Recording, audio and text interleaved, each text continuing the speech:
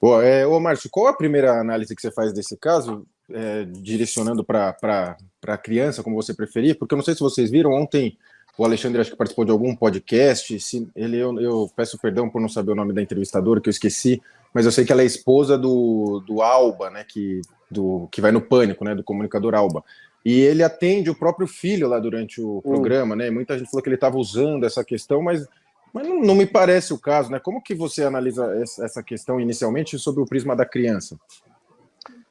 Eu acho que, primeiro, deixar bem claro aqui, tanto eu quanto o Paiva e muitos outros, nós não somos favoráveis a homens que agridem mulheres, isso é Não, óbvio. nenhum de nós, O que pelo amor nós de Deus. estamos, Não, claro, tá o que louco. nós estamos dizendo é que existe uma mudança cultural, intelectual na sociedade, vinda de uma filosofia política que tomou conta do judiciário e também do legislativo, que passa a demonizar os homens, a ver os homens como figuras instáveis, figuras problemáticas. E aí houve uma banalização das medidas protetivas ancorada nessa filosofia. Tem um filósofo chamado Francisco Bosco, ele escreveu um livro muito bom, recomendo, chamado A Vítima Tem Sempre Razão, em que ele explica esse mecanismo. Um homem que bate numa mulher tem que ser punido, ele tem que ser coagido, ele tem que ser colocado para fora. Mas hoje em dia nós não temos mais esses conceitos tão claros. Eu fiz um vídeo de um homem que perdeu seu filho aqui, falando do perguntasse da criança. É um rapaz que tem uma empresa de informática bastante conhecido. Ele fez um vídeo dizendo: olha, eu estou sofrendo muito, a mãe da minha filha, ela foi para outra cidade, de manhã a gente conversou numa boa, ela foi na delegacia, disse que eu a xinguei, um xingamento, disse que eu a xinguei, e fez uma medida protetiva, conseguiu a medida protetiva, mudou, eu nem sei onde minha filha está agora.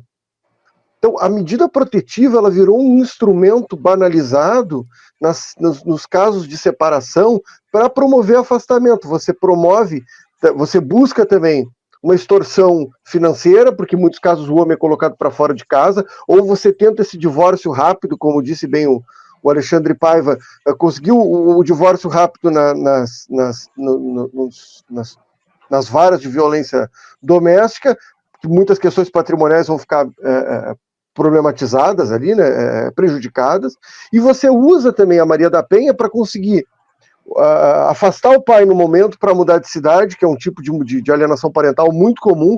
Você faz a medida protetiva, muda e diz: eu estou com medo dele, e aí a criança, estando lá, já não consegue voltar, porque agora ela já mora lá, ela já está matriculada numa escola, eu não consigo o retorno do filho, que é o caso desse rapaz da empresa de informática. E no caso, pelo que a imprensa noticiou, no caso da Ana Hickman, o pedido dela é para que ele não convivesse com o filho, é para que ele fosse afastado. Havia uma ideia de que ele seria uma figura nefasta para a criança. E aí entra num outro ponto.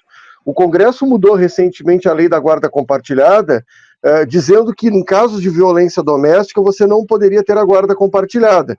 E isso banalizou ainda mais o uso da medida protetiva, porque o pensamento na advocacia familiarista bom, você está se separando, a gente faz uma medida protetiva, entra com o processo anexando a medida protetiva, dizendo: tem aqui uma medida protetiva contra esse homem, portanto, de acordo com a lei que foi sancionada em 2023, não é possível uma guarda compartilhada nesse caso. Então a medida protetiva, ela automaticamente, quer dizer, esse é o pensamento, isso não está ainda completamente consolidado no judiciário, mas a ideia é essa: você impede a guarda compartilhada e automaticamente reduz a convivência paterna.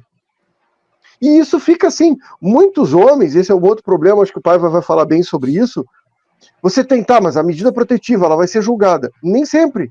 Muitas vezes a mulher pede a medida protetiva cai e ela pede de novo.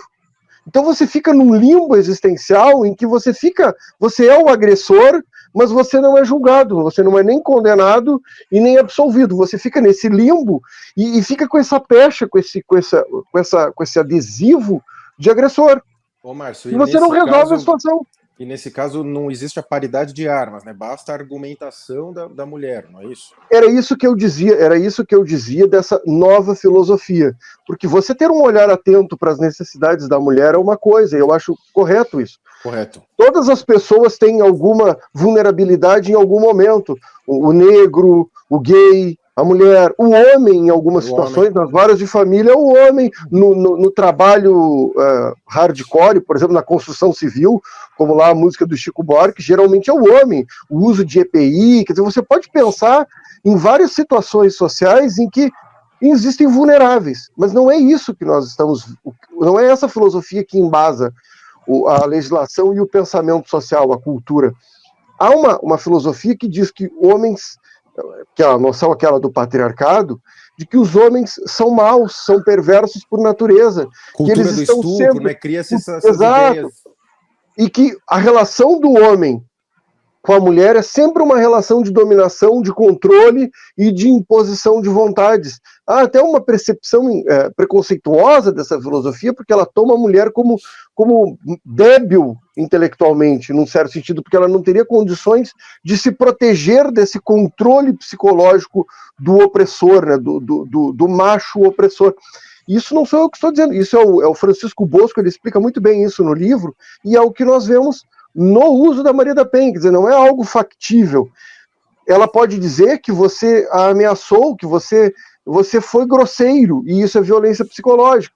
Mas, por exemplo, se ela tentar brigar com você e você evitar a briga, ficando em silêncio ou saindo da conversa dentro de casa, por exemplo, você começa a fugir da sua esposa, que começa a correr atrás de você dentro de casa para brigar, esse seu movimento de recuo pode ser interpretado como uma violência psicológica da lei do silêncio, que chama. Você está impondo a ela um silêncio, tem um nome isso, não sei o que do silêncio, tratamento de silêncio.